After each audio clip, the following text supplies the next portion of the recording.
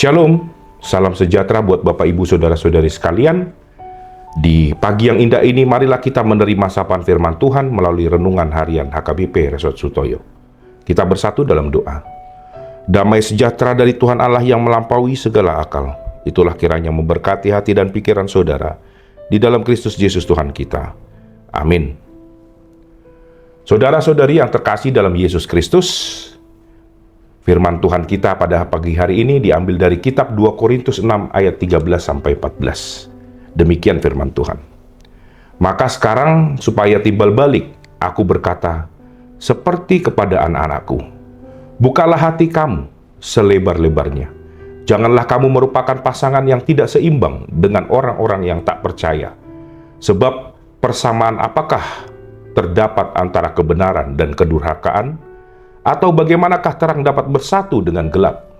Dalam bahasa Batak dikatakan, songon natu anak kokku mahatakon, palambas hamuma nang rohamu, balos ni.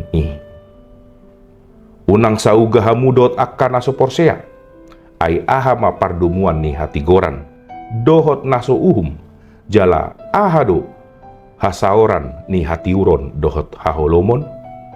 Saudara-saudari yang terkasih dalam Yesus Kristus, dalam kehidupan sehari-hari di mana kita sering bergaul, di sekolah, di kampus, di tempat kerja, di rumah, atau bahkan di media sosial sekalipun, pergaulan bisa mempengaruhi dan membentuk karakter kita.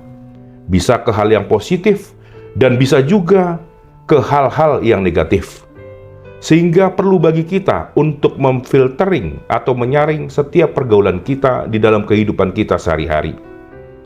Dalam rangka inilah Paulus menulis ayat ini sebagai peringatan kepada jemaat Korintus yang hidup di kota modern pada zamannya, yang penuh dengan budaya hedonis, penyembahan berhala, dan kompromi moral, agar tidak berpasangan secara tidak seimbang dengan orang-orang yang tidak percaya. Paulus memakai metafora ini untuk menasihati jemaat agar tidak menjalin ikatan rohani, moral atau sosial yang menghambat kesetiaan mereka kepada Kristus. Konteksnya bukan hanya tentang perkawinan campur pada zaman itu, tetapi juga segala bentuk keterikatan dengan orang tak percaya yang membuat iman menjadi kompromi, terpengaruh, bahkan meninggalkan iman mereka kepada Kristus. Saudara-saudari yang terkasih dalam Yesus Kristus, bagi Paulus, hidup orang percaya haruslah berbeda secara nilai dan arah dari dunia ini. Persahabatan, kerjasama, atau hubungan yang dapat membuat kita mengorbankan iman dan kebenaran haruslah diwaspadai. Kekudusan bukanlah berarti kita menjauhi dunia, tetapi kita harus menjaga agar dunia tidak menguasai hati kita. Lalu bagaimana dengan kita yang hidup di dunia saat ini? Lingkungan sekitar kita, di rumah, kantor, kampus, atau dimanapun itu, pastilah selalu ada hal-hal yang buruk yang dapat mempengaruhi dan menjadi penghambat bagi iman kita kepada Tuhan.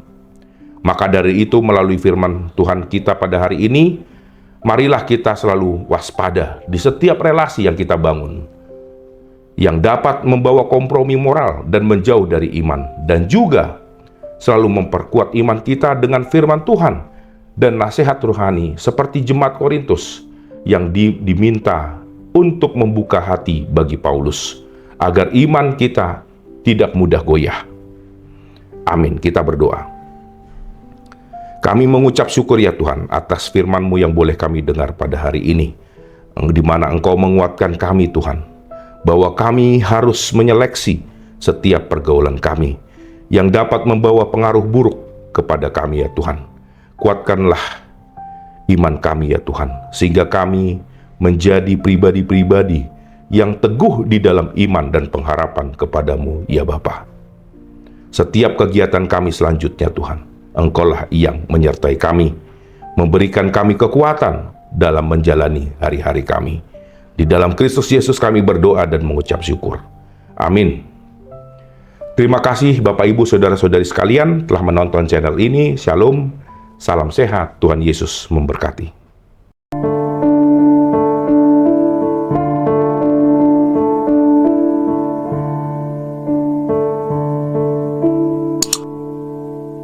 You